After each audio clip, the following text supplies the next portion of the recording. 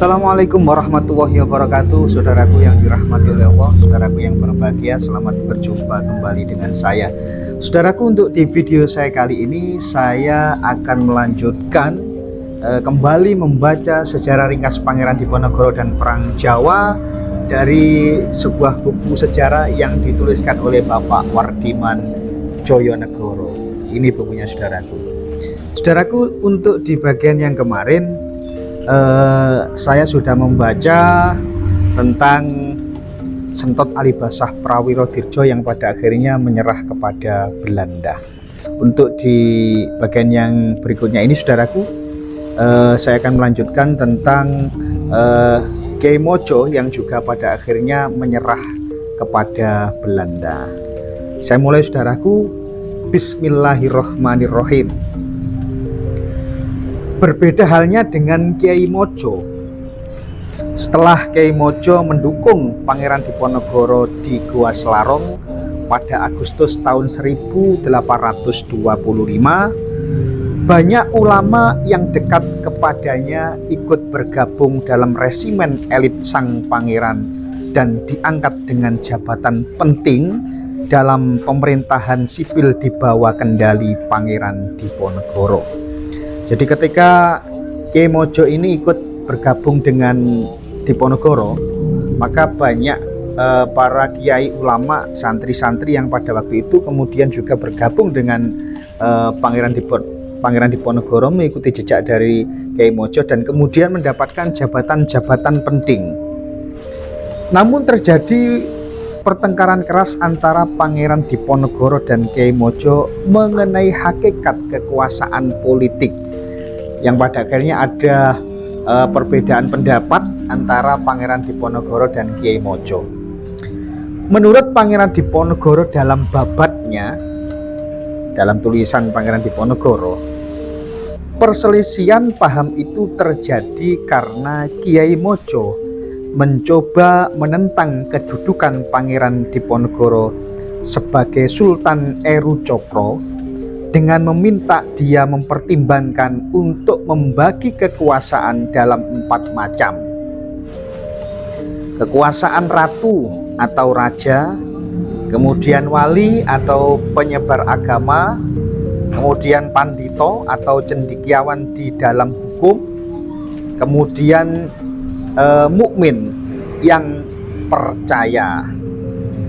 Kyai Mojo menyarankan agar Pangeran Diponegoro memilih di antara satu kekuasaan tersebut.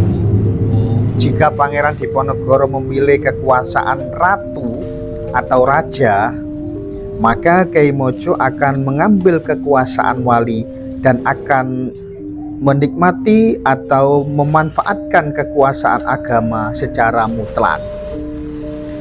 Pangeran Diponegoro mencoba menghentikan kemauan Kyai Mojo, mengusulkan agar Kyai Mojo mengambil alih kedudukan penghulu dari pejabat pertama yang diangkat, yaitu Haji Imam Roji. Dengan meneladani Sunan Kudus di awal abad ke-16, kali ini Kyai Mojo menolak, saudaraku, mengatakan bahwa dia tidak berasal dari keluarga penghulu, sehingga hal itu tidak mungkin bisa dilakukan. Kyai Mojo minta diakui sebagai imam masyarakat Islam seluruhnya. Pangeran Diponegoro menolak tuntutan Kyai Mojo. Saudaraku, kemudian perundingan damai antara Kyai Mojo dan Belanda di Salatiga pada bulan Agustus sampai September 1827 didukung sepenuhnya oleh Pangeran Diponegoro. Namun tidak demikian dengan halnya perundingan damai kedua, yaitu bulan Oktober kemudian sampai November tahun 1828. Kyai Mojo ingin berdamai dengan Belanda demi sesuatu yang dia katakan sebagai kemaslahatan hamba Allah. Setelah menuntut agar diberi pasukan dengan kekuatan 500 orang, termasuk 300 anggota resimen Bulkio atau pasukan elit Dia berangkat untuk mengadakan perundingan sendiri dengan Belanda di Melangi tanggal 10 November tahun 1828. Namun saudaraku, perundingan tidak terjadi. Pasukan gerak cepat Belanda, pimpinan Letnan Kolonel Joseph Leborn de Vexela, ditugaskan untuk memastikan agar Kiai Mojo dan pasukannya tidak bisa lolos. Jadi Belanda sudah mengatur siasat akan menangkap Kiai Mojo, yang sebenarnya ada perjanjian untuk perundingan. Ketika perundingan 10 November gagal dan diketahui bahwa Kiai Mojo sedang berusaha menuju Pajang, dia dicegat di lereng-lereng Gunung Merapi. Dia diberi waktu untuk memutuskan akan menyerah atau bertempur dalam keadaan sulit. Kiai Mojo memilih menyerah tanggal 12 November tahun 1829.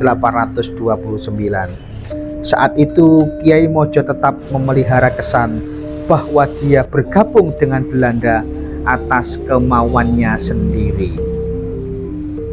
Kemudian saudaraku, pada tanggal 15 November tahun 1828, Kiai Mojo memasuki Klaten di bawah pengawalan Belanda. Pasukannya yang berkekuatan 400 orang masih bersenjata lengkap, menyenandungkan Al-Quran sambil berbaris. Dia akhirnya merelakan separuh pasukannya dilucuti.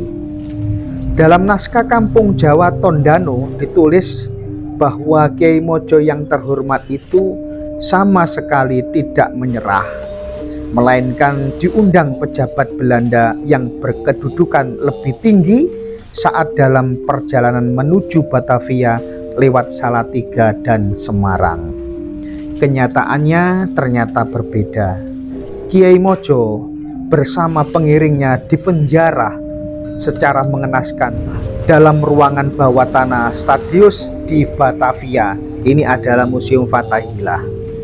Yang suasana di dalam penjara itu sangat panas dan sumpek, saudaraku. Belanda dengan harapan muluk-muluk meminta Kiai Mojo menggunakan pengaruhnya untuk membelotkan sejumlah pemimpin perang Jawa, tetapi tidak berhasil. Kiai Mojo lalu diasingkan ke Manado dan meninggal dunia di Tondano pada tanggal 20 Desember tahun 1849 dalam usia 59 tahun. Sementara itu saudaraku, pada waktu yang sama Pangeran Diponegoro mengalami nasib yang buruk selama Perang Jawa, yaitu pada tanggal 20 Desember tahun 1829. Seorang di antara 5 seniornya yang tersisa, yaitu Pangeran Ngabehi dan 2 putranya, yaitu Pangeran Joyokusumo II dan Raden Mas Atmokusumo, ternyata tewas dalam sebuah sergapan dan pertempuran sengit di dusun Kokap Sengir, yaitu perbatasan Bagelen dan Mataram. Saat itu Pangeran Ngabehi dicegat di dekat Pegunungan Kelir. Gabungan antara sistem perbentengan Belanda, benteng Stelsel, dan peningkatan jumlah pasukan gerak cepat yang sampai hampir 2 kali lipat mulai berhasil mengurung Pangeran Diponegoro ke dalam suatu daerah yang makin sempit, yaitu antara Kali Progo dan Kali Bogowonto. September tahun 1829